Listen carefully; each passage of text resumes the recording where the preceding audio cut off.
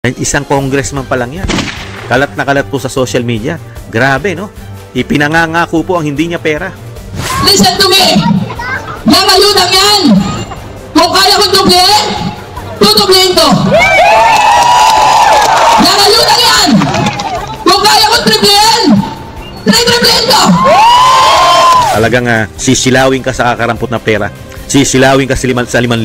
Sisilawin ka sa 3,000. Pero pagka sila na po inaupo, bilyon-bilyon, daan-daang milyon, bilyon, trilyon ang po pwede nila yatang nakawin sa atin sa loob ng 3 taon. Salamat!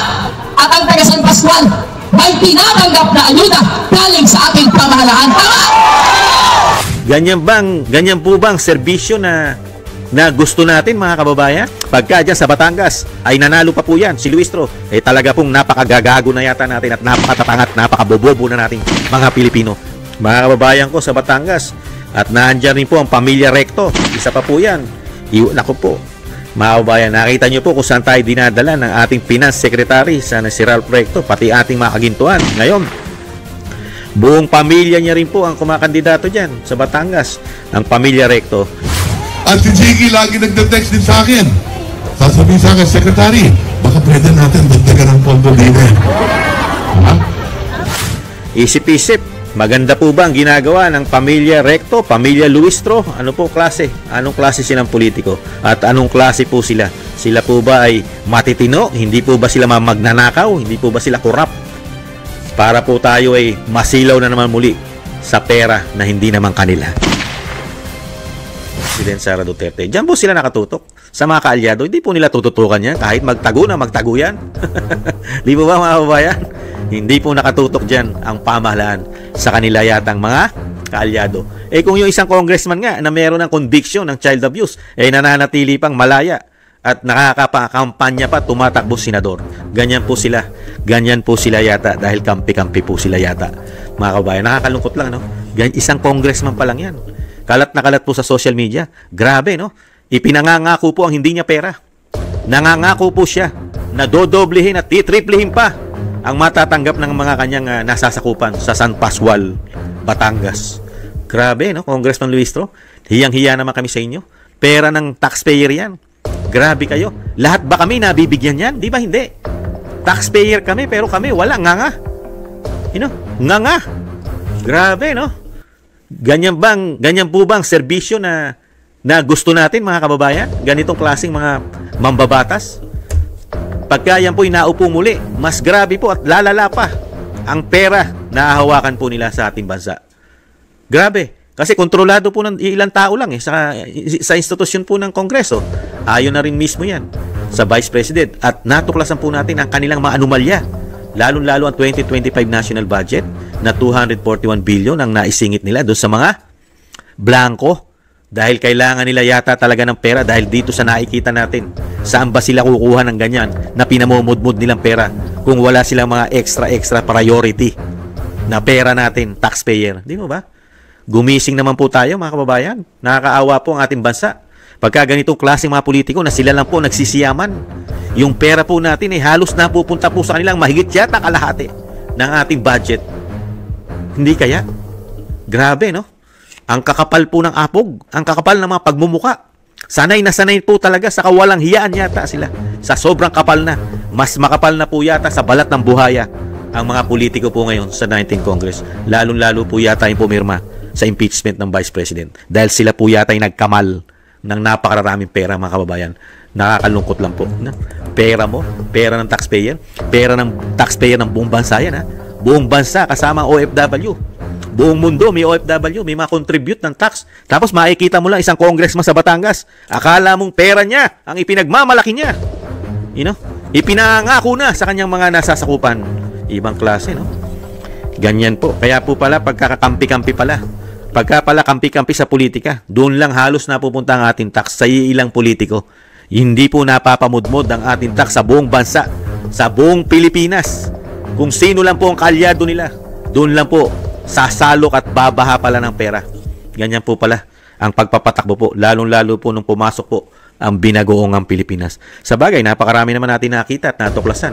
Di ba? Dinala tayo sa 3 taong korupsyon. issue ng korupsyon, issue ng pamumulitika, at lalong-lalo na inatuklasan natin na napakatagal ng panahon, yang institusyon na yan ng Kamara at Senado, mga nakatago at walang mga public hearing po ang mga pondo niyan. At hindi po natin alam kung saan napupunta ang ating binibigay na budget sa bawat congressman o representative. Wala po mga resibo yan. Nakatago po ang kanilang mga MOOE, yung kanilang mga extraordinary, mga expenses po nila. Naku po, liquidation by certification lamang. Napaka-special at hirap na hirap po silang i-audit ng COA dahil nga po meron sila special rules o batas, mga kabayan, na kailangan lang po nila i-submit sa COA yata ay certification lamang, mga tambay. Liquidation lang by certification. Unbelievable. Pero sila po yung malinis. Sila po yung napakagagaling. Walang korupsyon.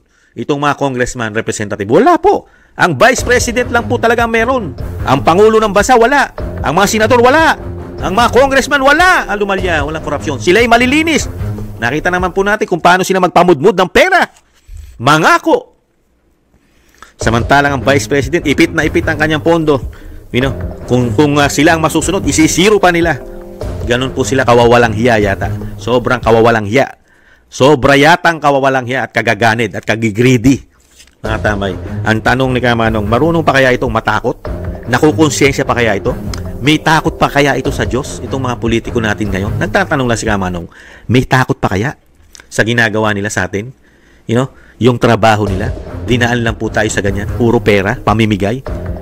Walang solusyon sa problema ng bansa, kahirapan, napakatataas na bayarin, kakulangan sa trabaho. Saan po iaasa ng mga politiko? Mag-ibang bansa tayo? Sa ibang bansa tayo maghanap buhay? Para pumapabor din sa kanila? Dahil pumapasok ang mga remittance, mga dolyares, na yan ang kailangan ng mayayaman, mga oligarko, dolyares. Ganon. Kaya ayaw nila solusyonan ang problema natin. Para ang mga Pilipino umasa na lang sa ibang bansa. Para merong mga remittance na magagamit nila ang mga dolyares. Di kaya? Nagtatanong lang si Kamanong. Ganyan na ba talaga kawawalang hiya ang ating mga politiko ngayon? Lalong-lalo na pumasok ang binagoong ng Pilipinas. Wala nang pakialam. Wala nang solusyon. Dadalhin lang tayo solusyon. Isang damukal na ayuda. At yung sinasabi nila nga, kala mong napakalaking solusyon sa pagkain at kahirapan, ang sinasabing kadiwa, kalukuhan. Unbelievable. Nakakalungkot po. Kaya kasalanan talaga natin yan, mga kabayan. Tayo po may kasalanan dahil pinag-uubra po natin sila. Kahit po ano gawin natin, kahit po tayo magdadaldal, hindi po natin makukuha lahat yata.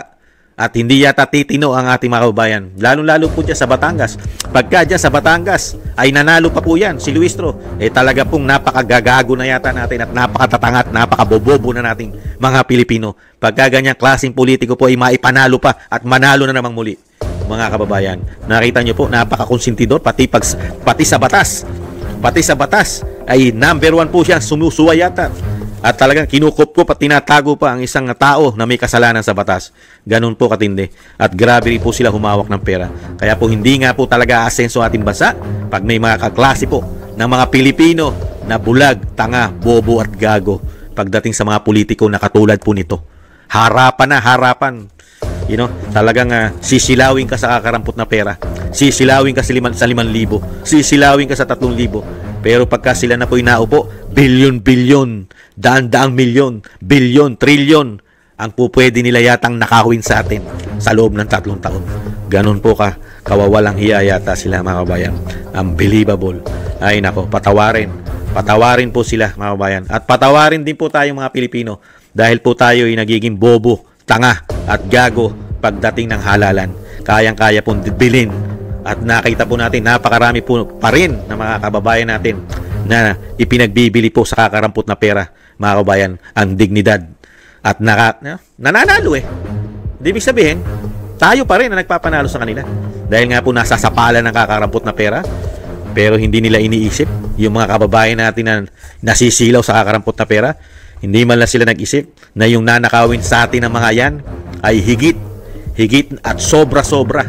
Grabe, kalaki. Mga kabayan, kaya nga po kayayaman yan. Nakita niyo po, ang pamumuhay nila, ang kanilang mga bahay, ang kanilang mga bahay bakasyonan, ang kanilang mga travel, di ba? Ang kanilang mga sasakyan, ang kanilang mga accessories. Talagang milyon-milyon ang halaga. Saan nila kukunin yan? Sige nga, mga kababayan, magpapakamatay po ba sila? Maging isang congressman kung wala po silang magiging malaking pakinabang dahil nasanay na sila riyan sa ganyang sistema na nakatago ang pondo natin. Dinadaan lang po sa bicameral na conference committee report. Tapos na. Unbelievable, mga kababayan. Marami pa po yan. Pagka meron po tayong nakita ng mga ganyang klase, ay pag-uusapan po natin, mga kababayan. Ibang klase po. Huwag na po kayo magpakatanga, mga kababayan ko sa Batangas. At nandiyan rin po ang Pamilya Recto. Isa pa po yan. Naku po, mga kababayan, nakita nyo po kung saan tayo dinadala ng ating Finance Secretary sa si Ralph Recto, pati ating mga kagintuan. Ngayon, buong pamilya niya rin po ang kumakandidato dyan sa Batangas. Ang Pamilya Recto, gising-gising po, mga kababayan ko sa Batangas. Isip-isip po kayo. Isip-isip. Maganda po ba ang ginagawa ng Pamilya Recto, Pamilya Luistro?